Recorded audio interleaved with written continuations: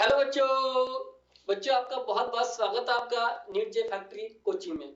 बच्चों आइए हम लोग आज स्टार्ट करते हैं 11th का चैप्टर नंबर 3 और इस चैप्टर में है आपका टॉपिक जिसमें हम लोग पढ़ेंगे डिटेल में विद काइनेमेटिक्स। और काइनेमेटिक्स जानते हैं पूरी मैकेनिक्स की एक बैकबोन है। यहाँ आपको मिलेगा सीखने के लिए डिस्टेंस, डिस्प्लेसमेंट, एक्सेलरेशन मिलेगा, वेलोसिटी मिलेगा, अन्य की और आपको मिलेगा प्रोजेक्टाइल मोशन। तो पहले आइए स्टार्ट करते हैं कि आखिर ये काइनेटिक्स इसके अंडर क्या क्या हम सीखेंगे और कैसे इसका हम लोग यानी कि एक्सप्लेन कर पाएंगे अपनी भाषा में, जिसको बोलते हैं मोशन। क्योंकि काइनेमेटिक्स का मतलब होता है बेटा मोशन। काइनेमेटिक्स यानी कोई बॉडी किसमें है, रनिंग में है, यानी कि मोशन कर रही है। तो मोशन को हम लोग बेटा कैसे बोलेंगे? मोशन का मतलब होता है कोई भी बॉडी यानी कि किसी के रिलेटिव टर्म का मतलब होता है किसी भी स्टार्टिंग पॉइंट का है, या हम इसको मान सकते हैं ग्राउंड। ठीक, हाँ, जहां से हम लोग पढ़ाई अपनी करते हैं। कोई भी रिलेटिव टर्म जो सिग्निफाई यानी बताती है हमें यानी कि चेंज इन पोजीशन। जब बॉडी की कोई बेटा पोजीशन चेंज नहीं होगी तो बताओ क्या वहां मोशन होगा क्या? तो मोशन होने के लिए ये बहुत जरूरी है कि उसकी जो पोजीशन है वो चेंज हो। ठीक, हाँ, बॉडी किसके रिस्पेक्टिव होना चाहिए? टाइम के साथ होना चाहिए। यानी कि टाइम के साथ जो बॉडी की जो पोजीशन है वो चेंज होना चाहिए, तो उसको बोलते हैं मोशन। अगर मोशन ही नहीं होगा तो बताओ काइनेमेटिक्स होगा क्या? तो काइनेमेटिक्स के जो फीचर पढ़ पाएंगे क्या? नहीं ना। तो यही रीजन है कि जो मोशन क्या है, ये चेंज है किसी बॉडी की पोजीशन किसके रिस्पेक्ट में? टाइम के रिस्पेक्ट में। और जो क्या है एक रेफरेंस पॉइंट है। ठीक, तो ये मोशन जो होते हैं बेटा, ये मोशन हम बात करें इसकी मोशन की बात करें, ये बेटा मैनी टाइप्स के हो सकते हैं। जैसे अगर मैं बात करूं बेटा, एक होता है ट्रांसलेटरी। क्या है? ट्रांसलेटरी। ट्रांसलेटरी का मतलब होता है कोई भी बॉडी जैसे मूव कर रही है यानी कि इस तरह हॉरिजॉन्टल वे में। ठीक है ना? ये तो ट्रांसलेटरी मोशन कह सकते हैं। दूसरा है रोटेशनल। जैसे कोई बॉडी अपनी एक्सिस के अबाउट बेटा घूमना शुरू कर दे। कोई बॉडी है और वो बॉडी अपने एक्सिस के अबाउट ओमेगा से घूमना शुरू कर दे तो उसको बोलते हैं रोटेशनल मोशन। जैसे आपने देखा होगा, जैसे टॉर्क होता है या एंगुलर वेलोसिटी जो मैंने यहां लिखा है, और एंगुलर एक्सेलरेशन। और इसका अच्छा एग्जांपल होता है जैसे आपने घर में देखा होगा, फैन देखा होगा।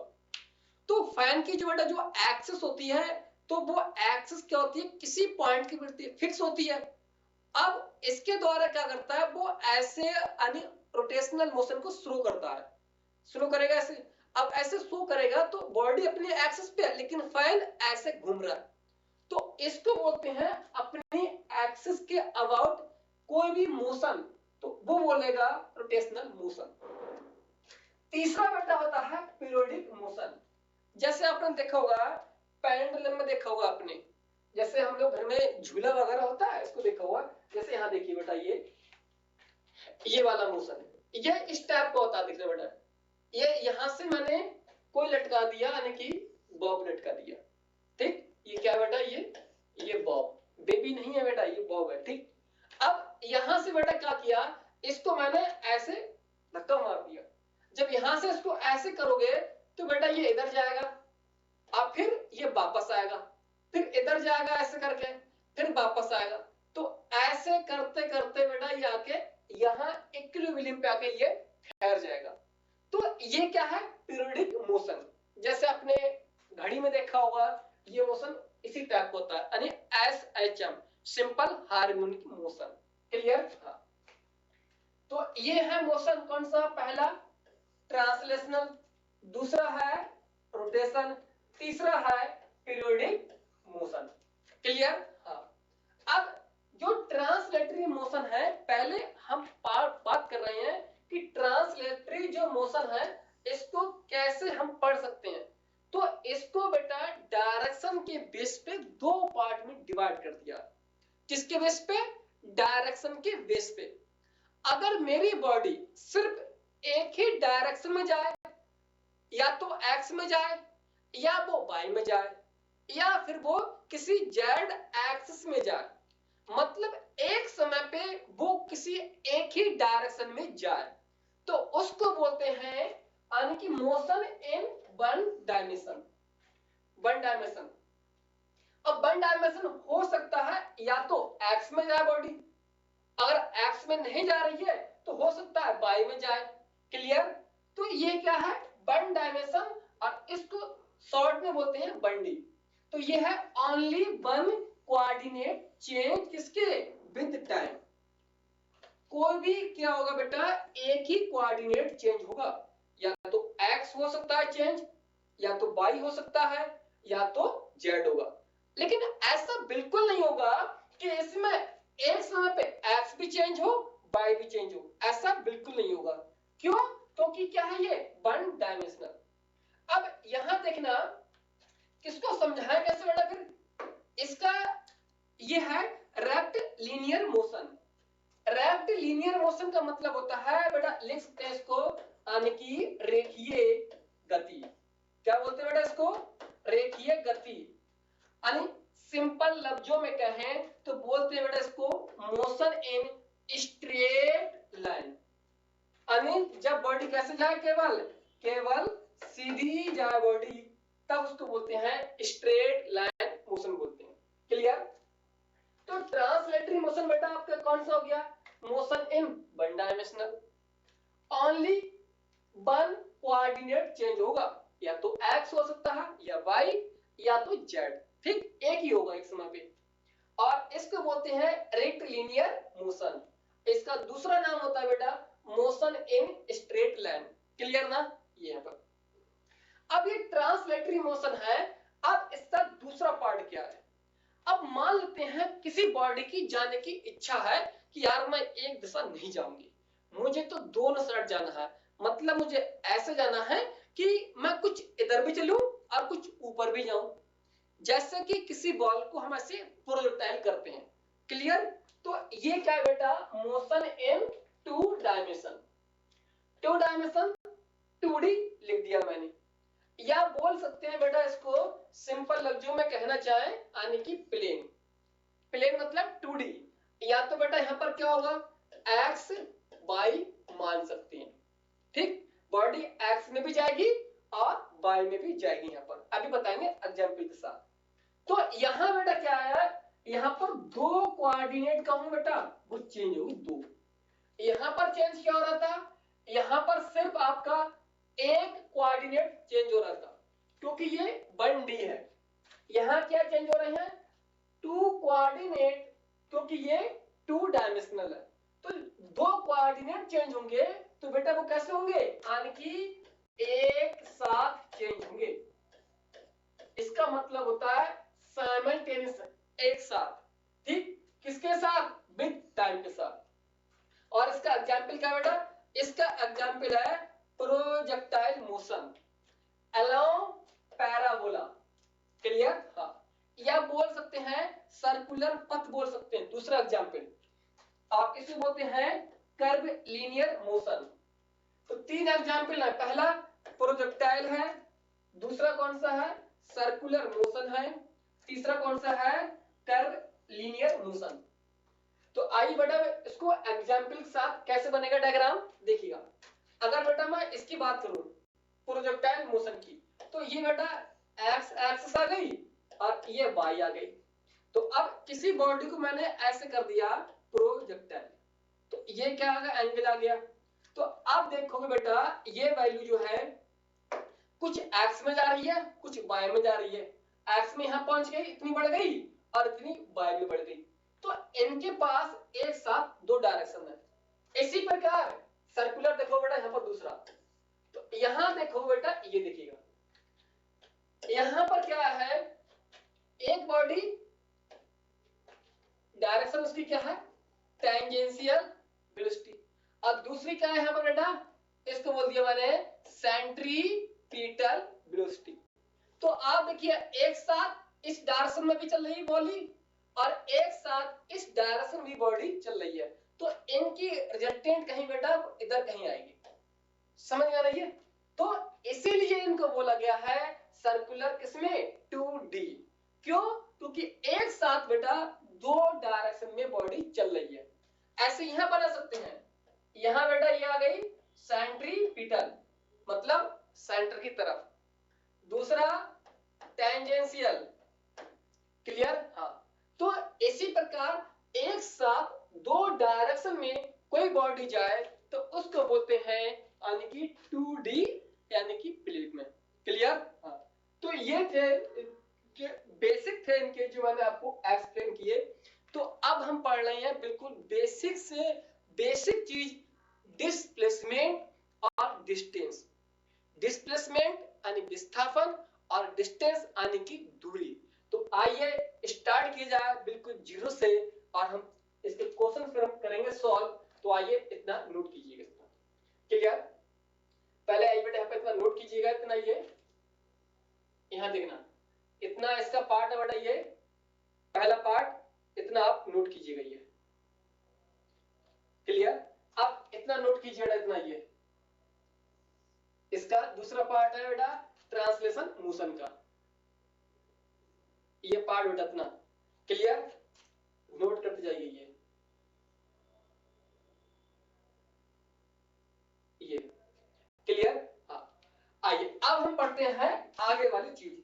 इतना तो बेटा हो गया क्लियर बेटा। ये अब समझते हैं कि पहला फैक्टर है जिसको हमें पढ़ने की जरूरत पड़ेगी, वो है डिस्टेंस। डिस्टेंस के बगैर या डिस्प्लेसमेंट के बगैर हमारी काइनेमेटिक्स रहेगी अधूरी। तो क्यों ना पहले बेटा इन्हीं को कर लिया जाए डिस्कस। आखिर क्या है ये डिस्टेंस, क्या है डिस्प्लेसमेंट, आओ जानने की कोशिश करते हैं बेटा। पहले बेटा पॉइंट लिखिए ताकि मैं आपको कुछ इसके बेसिक आपको समझा सकूं। तो पहला पॉइंट इनका क्या है बेटा? पहला पॉइंट यह है लिखना कि it is a scalar, it is a scalar quantity. क्या है ये है बेटा एक स्केलर क्वांटिटी। मतलब ये क्लियर हो गया कि इनके पास कोई डायरेक्शन नहीं है। क्लियर? जब डायरेक्शन नहीं है तो बताओ क्या डिस्टेंस कभी नेगेटिव हो सकती है? तो आप कहोगे सर बिल्कुल नहीं, जब कोई डायरेक्शन ही नहीं है तो काहे नेगेटिव होगी। क्लियर? तो लिखना एग्जाम्पल के हिसाब से लिखना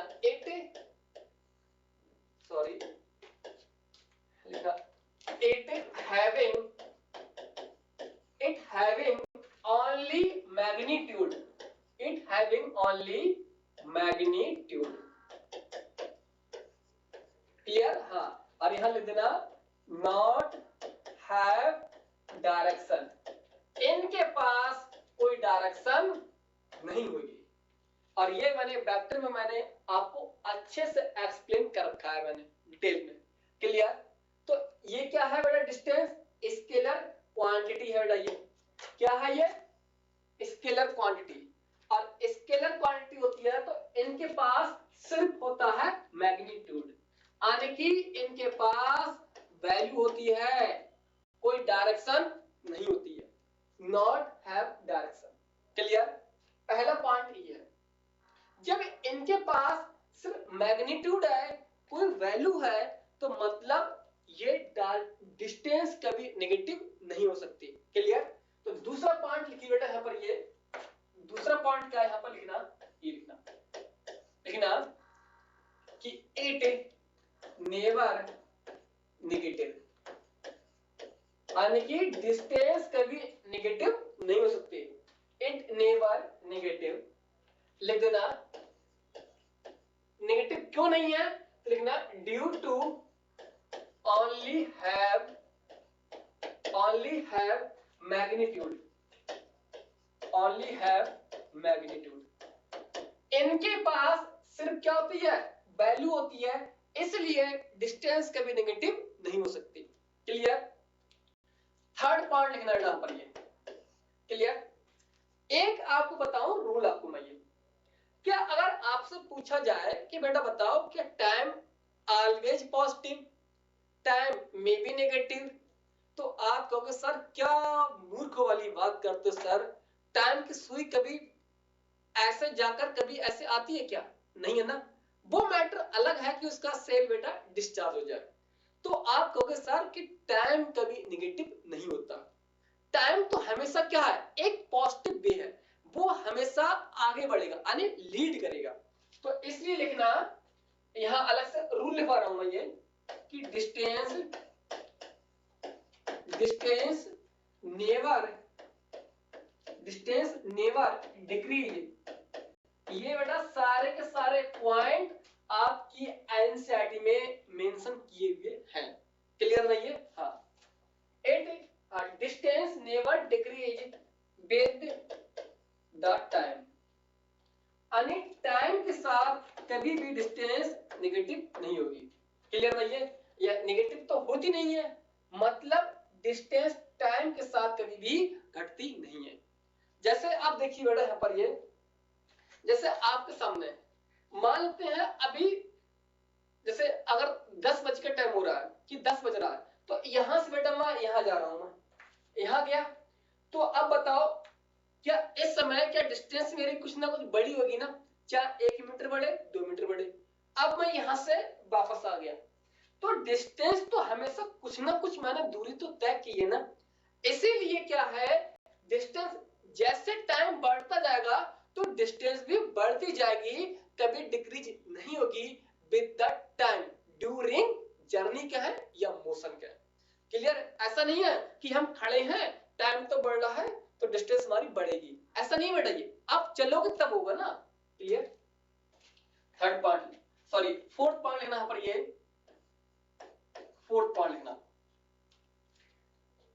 चाहे यहां लिख ले बेटा यहां पर ये कि time never negative, time never negative, time कभी नेगेटिव नहीं होता। ठीक, ऐसे करके लिख लेना। इतनी पॉइंट में नहीं है, चौथा पॉइंट लिखना यहां पर बेटा, चौथा पॉइंट। अब लिखना है इसका जो वैल्यू होती है, डिस्टेंस की वैल्यू होती है यहां पर, लिखना पर ये लिखना the distance time graph is distance time graph is never negative,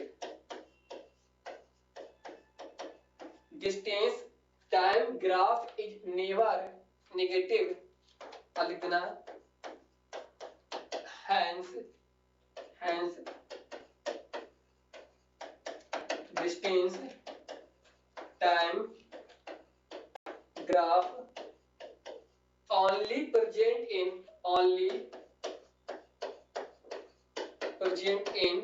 किस में होगी बेटा, ये फर्स्ट क्वाड्रेंट में होगी, फर्स्ट क्वाड्रेंट।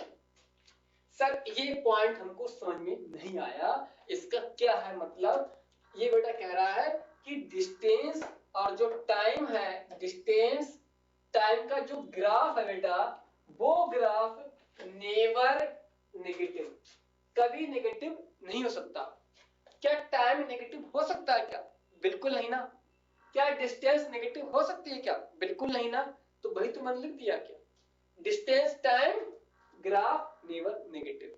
तो इस प्रकार जो हमें ग्राफ मिलेगा इसका, वो ग्राफ हमें मिलेगा डिस्टेंस टाइम का केवल और केवल फर्स्ट क्वाड्रेंट में मिलेगा। सर कैसे बनेगा ये? आइए देखते हैं इसको कैसे बनेगा ये। देखिए बेटा यहां पर ये, इसको बेटा समझते हैं, यहां पर देखिएगा फर्स्ट सेकंड। क्लियर? यहां बेटा मैंने बना दिया डिस्टेंस,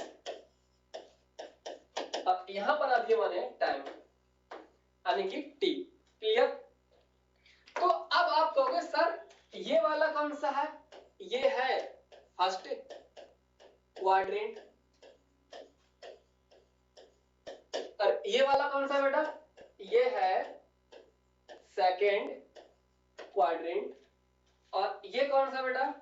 ये है थर्ड क्वाड्रेंट, ठीक, और ये है बेटा फोर्थ क्वाड्रेंट। क्लियर ना ये? तो अब आप कहोगे कि यहां टाइम है और यहां डिस्टेंस है। अब देखिएगा इस वाली एक्सिस के अबाउट, एक एक्सिस बेटा ये है एक्सिस, और एक एक्सिस बेटा ये है। क्लियर? ये जो एक्सिस है ना, ये एक्सिस कौन सी है? ये टाइम वाली है।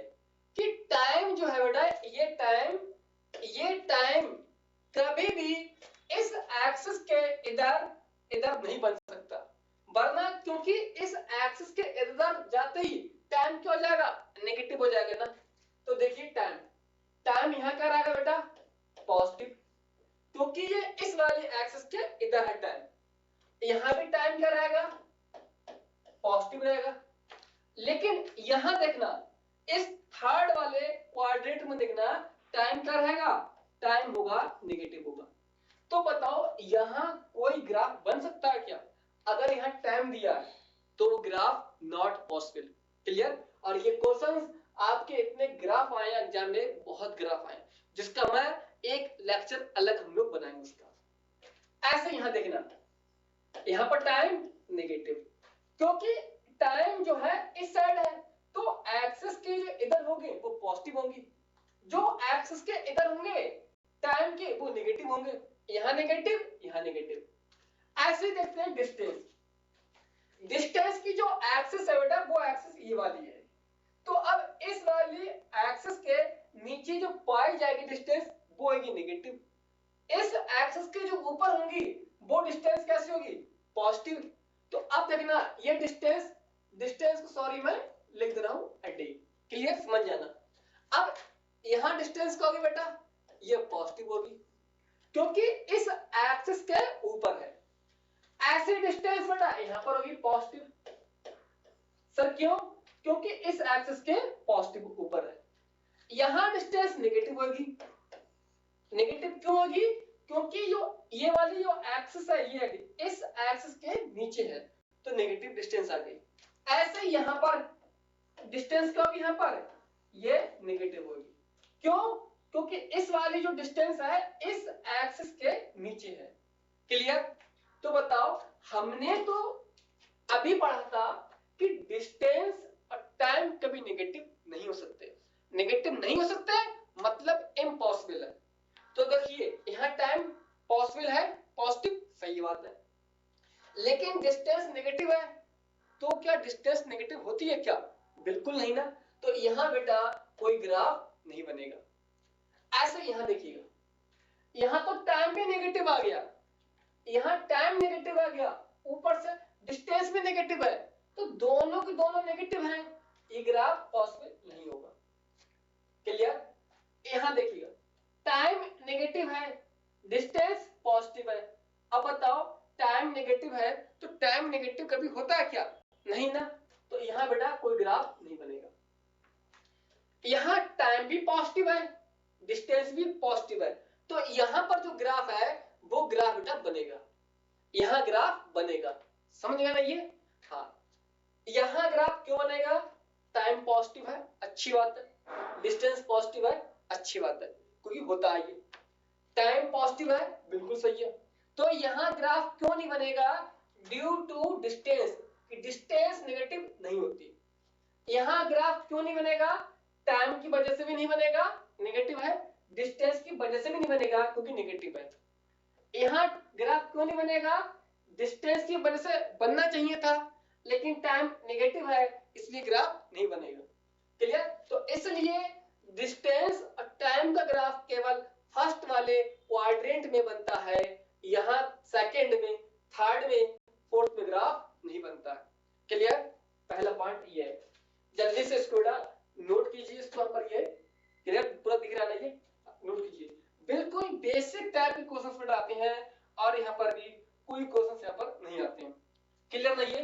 हाँ, आइए देखिए यहां पर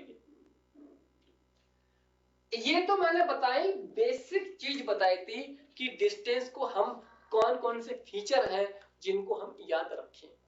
अब इतनी देर से हम लोग पढ़ रहे हैं डिस्टेंस डिस्टेंस, तो आखिर सर ये बता दो कि डिस्टेंस होती क्या है, कैसे हम सिंपल लफ्जों में कह पाए कि डिस्टेंस ऐसे होती है। तो आओ उसी की हम लोग लिख रहे हैं, डिफिनेशन लिख रहे हैं। डिस्टेंस लिखना, डिस्टेंस क्या होती है बेटा, रूल लिखना, डिस्टेंस लिखना, distance distance is the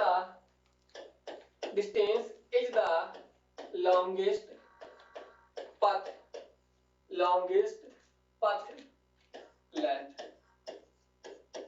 Distance is the longest path length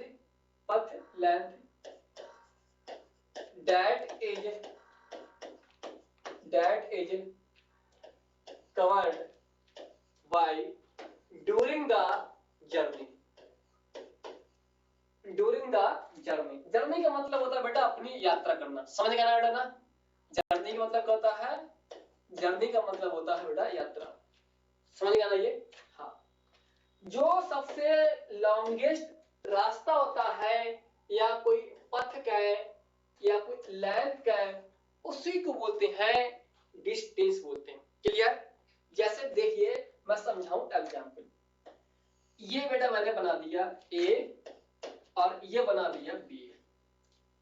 अब यहां से करके एक बना दिया रास्ता, ये बना दिया, इसको बोल दिया बेटा सी बोल दिया। क्लियर? ये समझ गया ना ये मान लेते हैं बेटा आपका क्या बेटा, ये स्कूल है, ठीक। ये क्या है बेटा, ये आपका है बेटा होम है, ये आपका होम है यहां पर, और ये है आपका कॉलेज यानी कि स्कूल यानी कि कोचिंग, जो आपको लगे सुटेबल। दो बच्चे हैं बेटा, एक दिन क्या हुआ, जो एक बच्चा है वो बच्चा अपने स्कूल या कॉलेज से निकला, अब वो सीधे जो है अपने घर गया, मतलब वो बच्चा ऐसे जो है अपने घर पहुंच गया, ना दाएं देखा ना बाएं देखा। क्यों?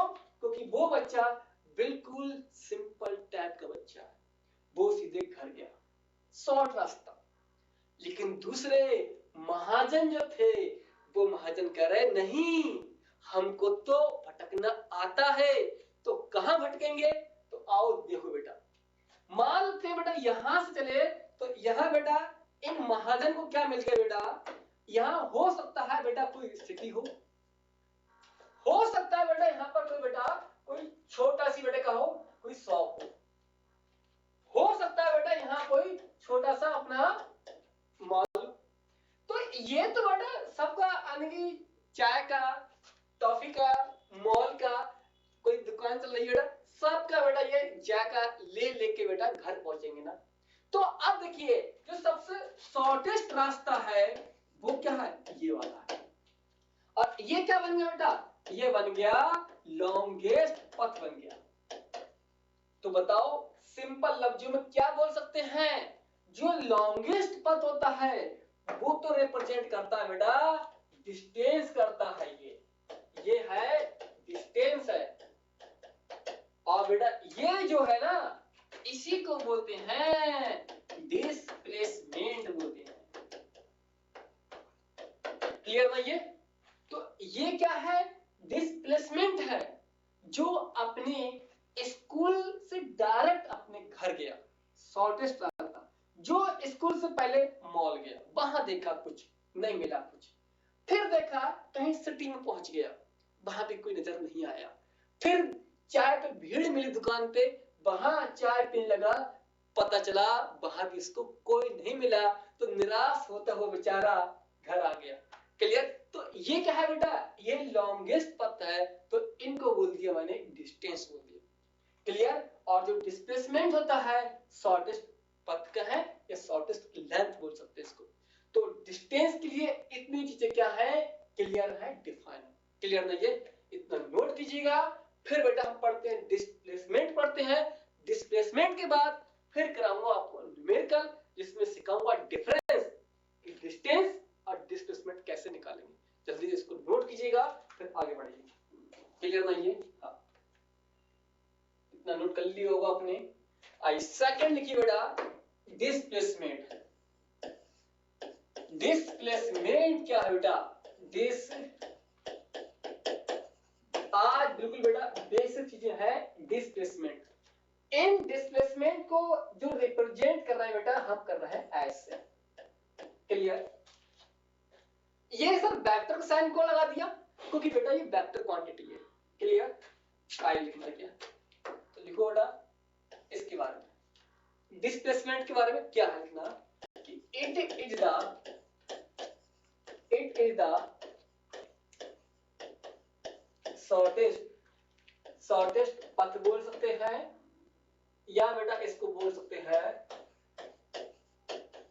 शॉर्टेस्ट पथ क्या है, या शॉर्टेस्ट पथ क्या है बेटा इसको, या shortest length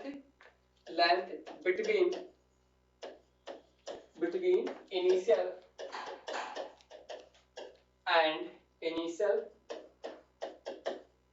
point and final point. तो आप नोट क्या करो बेटा, इनिशियल पॉइंट को बॉक्स में बंद करना, फाइनल पॉइंट को बॉक्स में बंद करना, और शॉर्टेस्ट को बंद कर देना, चाहे पथ क्या है चाहे शॉर्टेस्ट लेंथ क्या है। समझ गए ना ये? तो ये सिर्फ किस पर डिपेंड करेगा, इनिशियल क्या है बेटा, या इसको बोलते हैं स्टार्टिंग पॉइंट क्या है, या स्टार्टिंग एंड क्या है। फाइनल का मतलब होता है बेटा यानी कि फिनिशिंग पॉइंट। ठीक, क्योंकि ये एनसीईआरटी में आपको डिक्टो यही अल्फाज आपके लिखे हुए हैं। ठीक नहीं है? तो ये क्या शॉर्टेस्ट पथ क्या है या शॉर्टेस्ट लेंथ कह सकते हैं, इन दो पॉइंट के बीच बोल सकते हैं, जो बेटा मैंने आपको बताए थे। एक स्कूल है बेटा इसका, और ये क्या इसका होम है। तो ये क्या बन गया बेटा इसका, ये बन गया फाइनल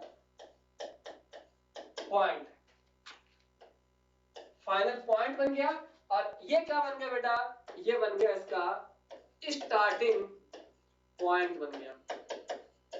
तो सिर्फ स्टार्टिंग पॉइंट और जो फाइनल पॉइंट है इन पर डिपेंड कर रहा है यानी क्या डिस्प्लेसमेंट। तो इसलिए क्या है स्टार्टिंग और एक फाइनल पॉइंट है। तो अब पॉइंट कौन से है, एक स्कूल था और एक इसका होम था। क्लियर? और भाई ये हमने लिख दिया यहाँ पर, क्लियर? हाँ, इनिशियल और फाइनल पॉइंट। अब इतनी चर्चा हो गई यहाँ पर कि तो अब इसके जानते हैं और फीचर क्या है इसके, क्या फीचर है इसके, कैसे पहचानेंगे कि तुम डिस्प्लेसमेंट हो या डिस्टेंस हो। तो आओ पहले इसका रूल लिखो। आओ क्लियर? देखिएगा रूल क्या बेटा, बहुत वही पुराना रूल अपना बेटा लिखना, it is a vector quantity. क्या होता है बेटा, ये वेक्टर क्वांटिटी है। अब ये वेक्टर क्वांटिटी है तो मैंने अभी बताया था आपको, वेक्टर के पास होती हैं दो चीजें, एक होती है डायरेक्शन और एक होती है यानी कि मैग्नीट्यूड। क्लियर? तो आप इसको लिख लेना यहां पर बेटा, यही लिख लेना, लिखना हैविंग मैग्नीट्यूड, बेटा ये जी है, ठीक, magnitude, having magnitude and direction. ठीक, दो चीजें इसके पास होंगी वेक्टर के पास, मैग्नीट्यूड होगी यानी वैल्यू कितनी उसकी, प्लस डायरेक्शन क्या उसकी। क्लियर? आएगा इसके। इतना होने के बाद तो मैं ये नहीं बोल सकता क्या पर क्या, ये जो डिस्टेंस जो है वो नेगेटिव भी हो सकती है पॉजिटिव भी हो सकती है। क्यों? यहां देखिए बेटा, ये बनाओ और ये बना दो, कोई टेंशन लेने वाली बात नहीं है, क्योंकि फिजिक्स बेटा बिल्कुल इजी है। बस एक बात पढ़ लो बेटा, ये है ईस्ट और ये है वेस्ट, ये है साउथ और ये है वेस्ट। और बेटा ये मैंने गलती से लिख दिया डब्ल्यू को आना चाहिए साइड और एन को आना चाहिए ऊपर। क्लियर? इसको आई से रिप्रेजेंट कर दिया, इसको जे से कर दिया, साउथ को माइनस जे से कर दिया और वेस्ट को माइनस आई से कर दिया। ये क्या बेटा इसका, ये है इसका ओरिजिन यानी कि इसका घर। क्लियर? तो अब देखिए अगर पार्टिकल इधर जा रहा है, जाने के बाद वापस आ रहा है, तो बताइए एक डायरेक्शन इसको पॉजिटिव मान लें तो फिर ये क्या होगी, नेगेटिव होगी ना। इसी प्रकार क्या है, इसकी जो डिस्प्लेसमेंट है ये जीरो भी हो सकता है फॉर ए सर्किल, या किसी में एक रिवोल्यूशन हो या 2 हो जहां पूरा सर्किट कंप्लीट हो जाए, तो उनके लिए क्या होगा, यानी कि जितनी वैल्यू पॉजिटिव की उतनी वैल्यू नेगेटिव कैंसिल तो जीरो हो जाएगा। क्लियर? तो डिस्प्लेसमेंट क्या है, जीरो भी हो सकता है, पॉजिटिव भी हो सकता है, या केवल इधर जाए वापस नहीं आए तो क्या होगा, पॉजिटिव होगा, या हो सकता है नेगेटिव हो, इधर जाए और इधर से ज्यादा पहुंच जाए। क्लियर ना? तो जीरो, पॉजिटिव, नेगेटिव इसकी हर वैल्यू पॉसिबल है, लेकिन डिस्टेंस में ऐसा कोई रूल नहीं है, क्योंकि उनके पास था सिर्फ मैग्नीट्यूड और डिस्टेंस के पास कोई डायरेक्शन नहीं थी, इसलिए उनके नाम के पीछे हम कभी नेगेटिव नहीं लगा सकते, वरना डिस्टेंस का अपमान हो जाएगा कि आप तो चिल्ला रहे हैं कि तुम्हारे पास वैल्यू है और तुम पीछे से नेगेटिव ठोके पड़े बेटा, तो ये तो रूल गलत है ना। इसलिए डिस्टेंस ऑलवेज पॉजिटिव, और लिखवाया था मैंने आपको कि डिस्टेंस नेवर नेगेटिव, समझ गया ना ये, यानी ऑलवेज पॉजिटिव होगी। तो आइए तो इसका पार्ट लिख लेना, डिस्प्लेसमेंट का लिखना, the displacement, the displacement is may be positive हो सकता है, पॉजिटिव एंड नेगेटिव हो सकता है बेटा, एंड या हो सकता है बेटा ये जीरो भी हो सकता है, यानी पॉजिटिव भी हो सकता है, नेगेटिव भी हो सकता है और जीरो भी हो सकता है, किस लिए, ड्यूरिंग द मोशन। क्लियर है ये? अब इसी प्रकार इसका जो ग्राफ होगा वो ग्राफ कहां कहां मिल सकता है, किस क्वाड्रेंट में ग्राफ मिलेगा इसका, लिखना डिस्प्लेसमेंट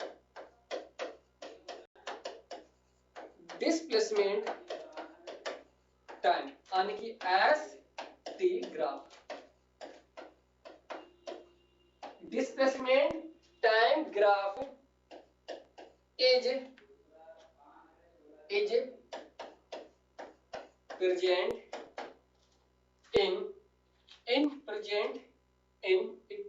present in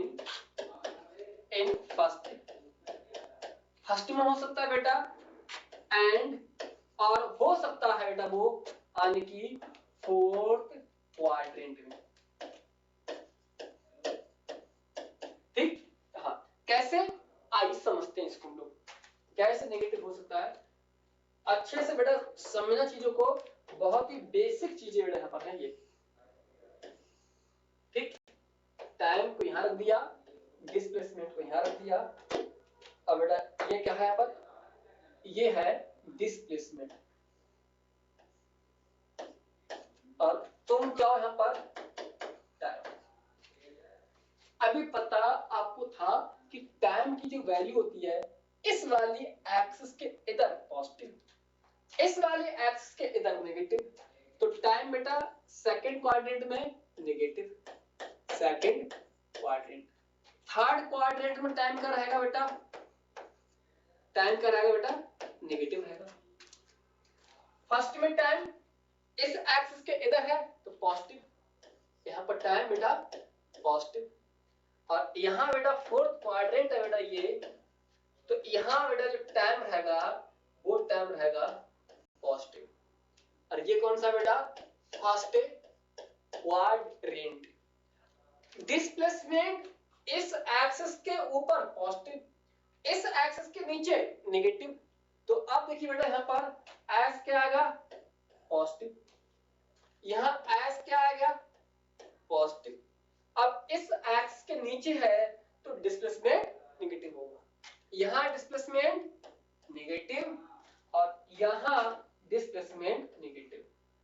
क्लियर? हाँ, देखिए यहाँ पर अब हमने सुना है कि टाइम कभी नेगेटिव नहीं हो सकता, टाइम कभी नेगेटिव नहीं हो सकता। तो अब देखिएगा, क्या ये वाला ग्राफ, ये ग्राफ क्या हो सकता है? क्या इसमें ग्राफ नहीं बनेगा? क्यों नहीं बनेगा? क्योंकि टाइम क्या है? नेगेटिव है। इसमें ग्राफ भी नहीं बनेगा, क्यों? क्योंकि टाइम क्या है? नेगेटिव है। इसमें ग्राफ बन जाएगा क्योंकि टाइम भी पॉजिटिव है और डिस्प्लेसमेंट पॉजिटिव है। यहां भी ग्राफ बन जाएगा, क्यों? टाइम भी पॉजिटिव है और डिस्प्लेसमेंट नेगेटिव है। और हम जानते हैं कि डिस्प्लेसमेंट पॉजिटिव हो या डिस्प्लेसमेंट नेगेटिव हो, वो तो प्रेजेंट होता है। क्लियर नहीं है? तो इसलिए फर्स्ट और फोर्थ क्वाड्रेंट में ग्राफ पॉसिबल है। और ये ग्राफ का लेक्चर मैं अलग बनाऊंगा, तो इसलिए मैं अभी आपको रूल सिखा रहा हूं। रूल नहीं पता होगा तो फिर आपको चीजें क्लियर नहीं हो पाएंगी, क्योंकि ये मैकेनिक्स है, काइनेमेटिक्स है। ये इससे बच्चे दूर दूर बच्चे भागते हैं इससे, क्योंकि यही आपका बेसिक फंडामेंटल क्लियर कर पाएगा आपका। क्लियर ना? ये इतना चीजें क्लियर ना बेटा? ये हाँ, टाइम की इतनी वैल्यू यहाँ पर ये प्रेजेंट हो गई। तो इतनी चीजें आपके टाइम है, डिस्प्लेसमेंट है, जो आपको मैंने आपको बताई थी। आप इतना क्लियर? आइए अब मैं आपको एक कराऊं प्रॉब्लम, यानी कि क्वेश्चंस। देखिए यहाँ पर बिल्कुल सिंपल, बिल्कुल बच्चों वाला टाइप का बेटा सवाल है ये। क्लियर है? ये बच्चों टाइप का बेटा सवाल है। और आइए बेटा, और यहाँ लिखना बेटा पहले नोट। नोट बेटा क्या है? नोट बेटा मिल रहा है आपको आज बम्पर ऑफर है बेटा 500 रुपए का। अच्छे से लो बेटा, एंजॉय करो। और नोट क्या है बेटा? ये है कि डिस्टेंस क्या होता है बेटा? डिस्टेंस आने की डिस्प्लेसमेंट से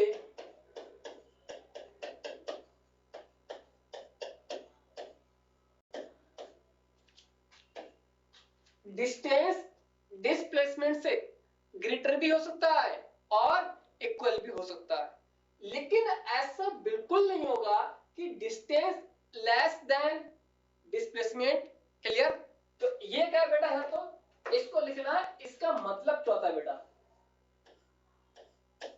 जो बेटा ये सिंबल्स है ना, इसका मतलब होता है लिखना डिस्टेंस, डिस्टेंस में भी, डिस्टेंस में भी ग्रेटर क्या है या इक्वल? डिस्टेंस में भी ग्रेटर या equal, equal, equal from the displacement. यानी कि जो डिस्टेंस है बेटा, ये डिस्टेंस बेटा क्या हो सकती है? यानी कि ग्रेटर भी हो सकती है डिस्प्लेसमेंट से, या ऐसा भी हो सकता है बेटा डिस्टेंस और डिस्प्लेसमेंट बराबर हो। क्लियर नहीं है? From the displacement. क्लियर? हाँ, ये चीज का बेटा यहाँ पर ये पॉसिबल है। लेकिन दूसरा लिख लेना यहीं पर बेटा, इसको और कैसे लिख सकते हैं हम लोग? इसको लिख सकते हैं डिस्टेंस और डिस्प्लेसमेंट, डिस्प्लेसमेंट। और इसको बेटा आपकी एनसीईआरटी में ऐसे भी लिखा हुआ है। आपकी एनसीईआरटी में तो 3 तरह से क्वेश्चंस आपका एनटीए पूछ सकता है एग्जाम में कि डिस्टेंस और डिस्प्लेसमेंट का ऐसे बन सकता है ग्राफ। सॉरी, आपको थोड़ी में क्वेश्चन दे सकता है, या ऐसे ना दे तो ऐसे लैंग्वेज में आपको मिल सकता है एक ऑप्शन। अगर ऐसे भी ना दे तो हो सकता है आपको इस फॉर्म में क्वेश्चंस मिल जाए। क्लियर नहीं है? तो सारी चीजें इनका मतलब सेम है, बस लिखने का अंदाज अलग है। क्लियर नहीं है? सारी चीजें आपको पता होनी चाहिए। आइए अब हम लोग, आप खुद देखिए बेटा, किसी आप जैसे यहाँ देखिए बेटा, आपको समझाऊं मैं क्या है लेना। यहाँ देखना, जैसे बेटा ये कोई ए है और बी है। अब यहां से देखिएगा, मान लेते बेटा ये कितना है? 50 मीटर की दूरी है ए से बी। और यहां से मान ली कोई बंदा गया और यहां पर ऐसे गया। ये दूरी कितनी बेटा? ये मान लेते हैं 60 मीटर की दूरी है। अगर मान लेते हैं इस केस में देखना, यानी कि ए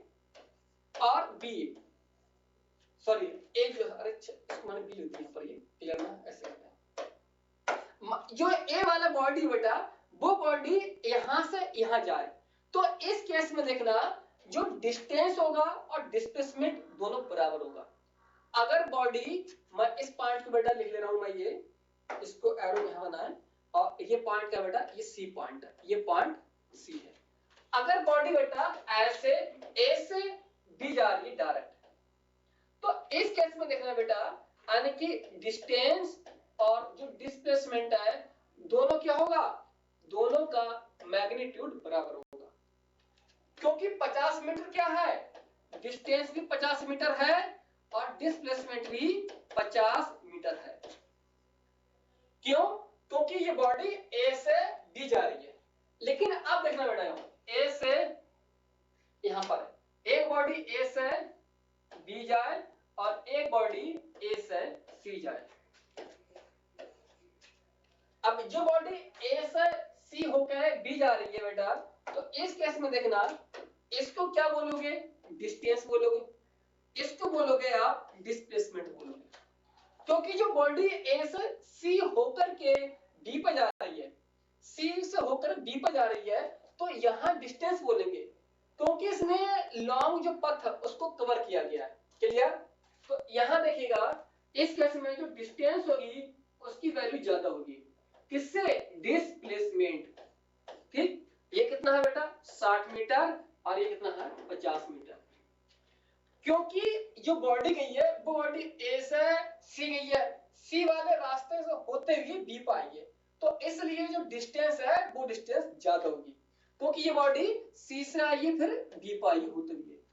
समझेगा ना, ये ए से होते हुए सी वाले रास्ते से आई है, इसलिए इसको बोलेंगे डिस्टेंस बोलेंगे, क्योंकि ये दूरी ज्यादा है, ये लॉन्ग पथ है, तो ये बन गई डिस्टेंस। अब ये बॉडी यहां से आई ए से बी, इसको बोलेंगे अब केवल डिस्प्लेसमेंट। तो अब इस केस में जो डिस्टेंस ज्यादा है डिस्प्लेसमेंट कम है ये। लेकिन अब केस में बॉडी यहां से होकर नहीं गई, ये बॉडी सिर्फ बॉडी यहां होकर गई है, तो इस केस में डिस्टेंस और डिस्प्लेसमेंट बराबर है, तो मैंने ये लिख दिया यहां पर, दोनों बराबर, ठीक, वैल्यू। तो ये भी आपको यहां से क्या हो गया, क्लियर यहां से हो गया। तो वही है कि डिस्टेंस, ये लिखा है कि डिस्टेंस ग्रेटर भी हो सकता है और इक्वल भी हो सकता है डिस्प्लेसमेंट के। क्लियर? आइए एक सवाल लिखिए इसमें बेटा, ये फिर इसी लेक्चर को यहीं वाइंड अप करते हैं हम लोग। लिखना एक क्वेश्चन लिखना the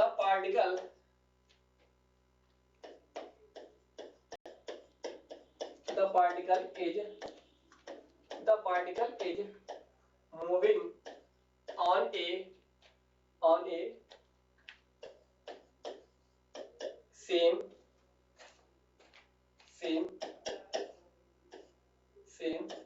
circle, a particle is moving on a semicircle having radius is 40 meter.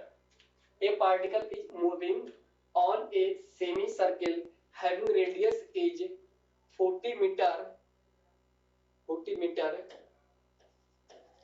and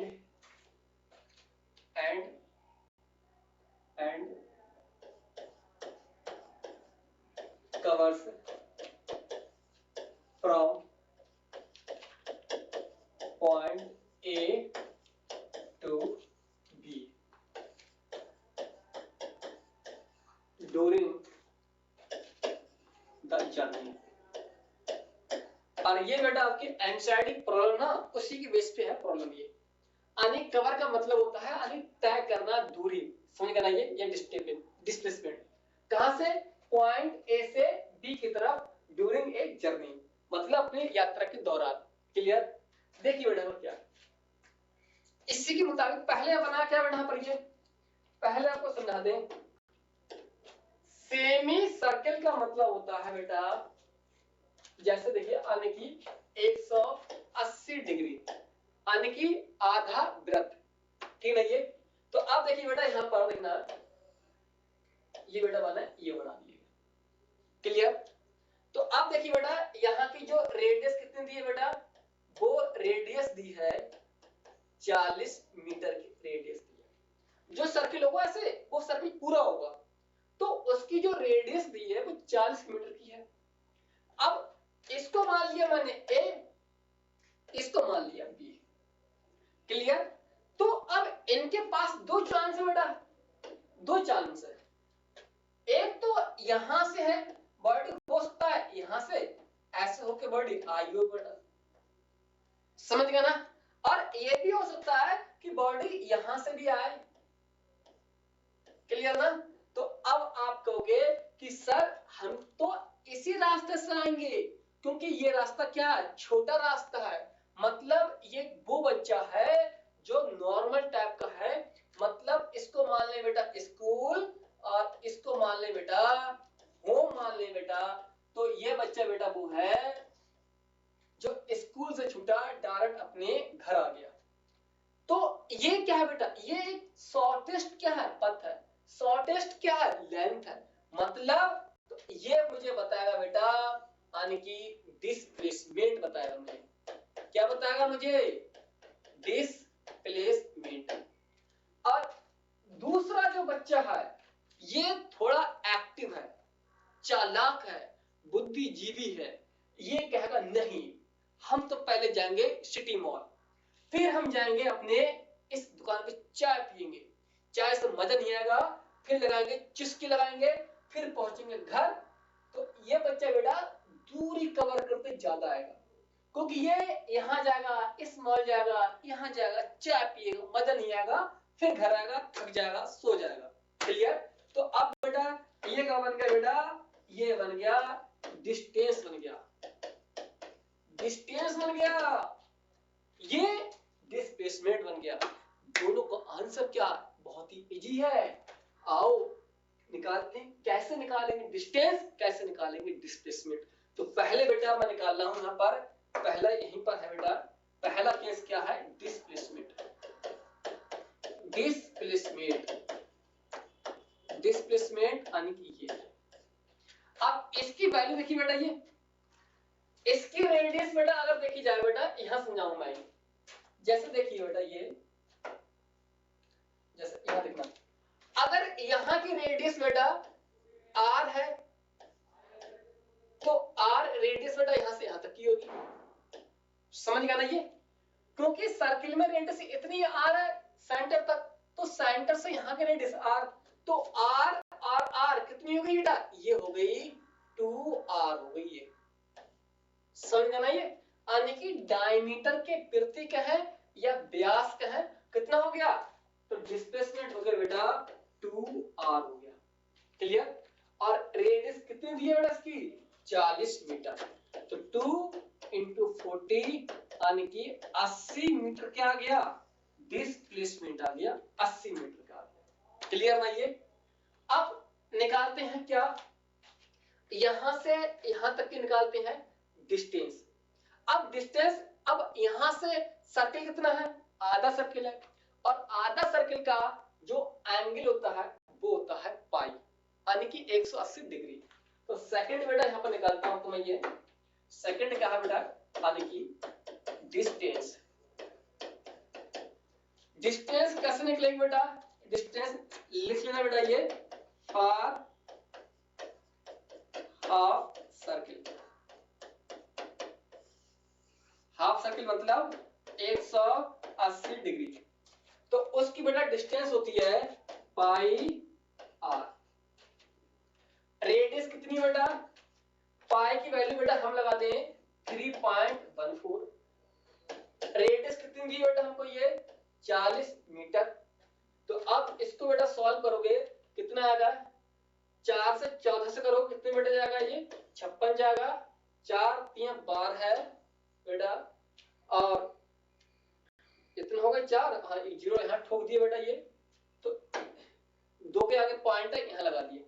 तो बेटा जो डिस्टेंस अपनी आई बेटा, वो डिस्टेंस कितनी आ गई, बार है 5.6, इतने मीटर की बेटा क्या आ गई, ये आ गई हमारी डिस्टेंस आ गई, क्या आ गई, डिस्टेंस आ गई। क्लियर ना ये? तो ये क्या बेटा हमारी, ये हमारी डिस्टेंस है। तो समझ में आया कि डिस्प्लेसमेंट क्या है, ये वेक्टर क्वांटिटी है। तो इसलिए हम इनिशियल फाइनल पॉइंट लेते हैं। यानी कितना है, r और r बेटा, r ये है और r ये, तो 2r क्या होगा इसका डिस्प्लेसमेंट, और डिस्टेंस क्या होगा इसकी पाई r, क्योंकि 180 डिग्री है, कोई आधा चक्र है। क्लियर। तो इतना जो है आज आपके लिए केवल बेसिक से बेसिक इंट्रोडक्शन का जो यहाँ से क्या होगा लेक्चर आपका ये कंप्लीट हो गया। बाकी और करेंगे हम प्रॉब्लम, प्रॉब्लम के लिए यानी कि क्वेश्चंस आपके, मैं उसका बना हुआ लेक्चर अलग, उसमें सिर्फ आपको मिलेंगे यानी कि न्यूमेरिकल मिलेंगे आपको, और थ्योरी वाला कंटेंट और आपके जो नोट्स रहेंगे वो आपके रहेंगे अलग, ताकि एग्जाम के लिए प्रैक्टिस नोट्स अलग रहेंगे और न्यूमेरिकल नोट्स अलग रहेंगे। क्लियर। हाँ, तो बाकी स्टूडेंट हम लोग मिलते हैं नेक्स्ट लेक्चर में नए मूड के साथ। तब तक अपना ख्याल रखिए। Okay bye, Tata.